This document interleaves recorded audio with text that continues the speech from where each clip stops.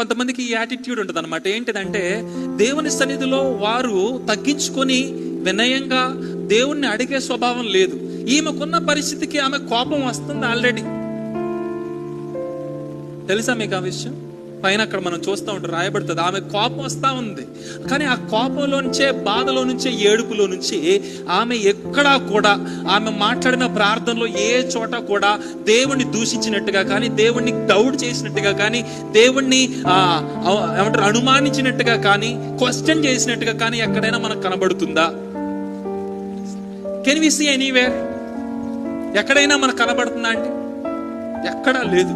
ఆమె అంటది ఇంకా వినయంగా, దయచేసి నన్ను జ్ఞాపకం చేసుకో ప్రభువా, దయచేసి నా మనవి అంగీకరించు దేవా అని చెప్పి ఏడుస్తూ ఎంతో తగ్గించుకొని ఆమె అక్కడ ఉంటుంది.